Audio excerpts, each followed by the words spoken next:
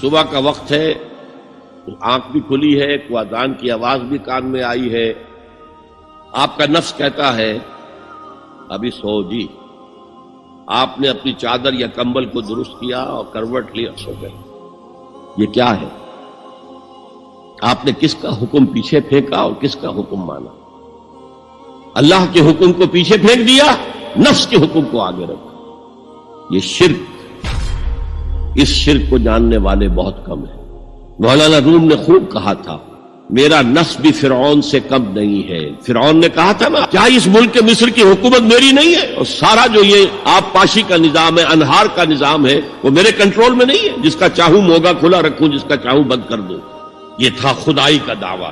تو مولانا روم کہتے ہیں میرا نفس بھی اس سے کمتر نہیں ہے۔ وہ کہتا یہ جسم میرا ہے، اس پر میرا حکم چلے گا، میں نہیں جانتا کون اللہ کون رسول، کیا حرام کیا حلال۔ تو فرعون سے کم تو نہیں ہے میرا نفس، لیکن فرعون اس کی بہت مدد تھی، فوج تھی، لاؤ لشکر تھا، تو اس نے زبان سے بھی کہہ دیا کھل کر الا ربکم الاعلی، میں مسکین ہوں، غریب ہوں، میرے پاس کوئی طاقت نہیں ہے، میں زبان سے تو کچھ نہیں کہہ سکتا، اندر سے میرا نفس یہی کہتا۔ یہ نفس کی حکومت قرآن کہتا ہے۔ میں حیران ہوتا ہوں، اے نبی تم نے دیکھا اس شخص کو، اس کے حال پر غور کیا جس نے اپنی خواہش نفس کو اپنا الہ بنا دیا؟ اللہ اکبر، الہ، لا الہ الا اللہ۔ کیا آپ ایسے شخص کی کوئی ذمہ داری لے سکتے ہیں؟ سود حرام ہوا کرے جی، حرام ورام، ہمارا دھندا جو ہے وہ آگے بڑھ نہیں سکتا، تو اللہ کے حکم کو پیچھے ڈالا، نفس کے تقاضے کو آگے رکھا۔ کون معبود ہے آپ؟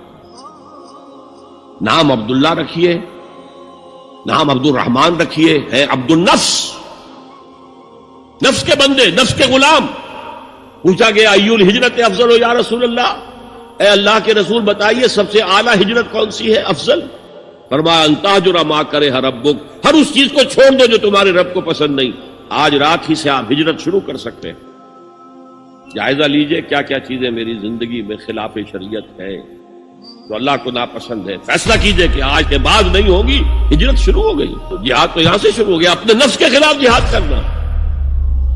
صبح نفس نے کہا ابھی سو جاؤ، آپ نے نفس کی بات کو رد کیا، اپنا کمبل اٹھا کے پھینکا، اٹھے، وضو کیا، نماز کے لیے آپ مسجد چل دیے، آپ نے جہاد کیا نفس کے خلاف۔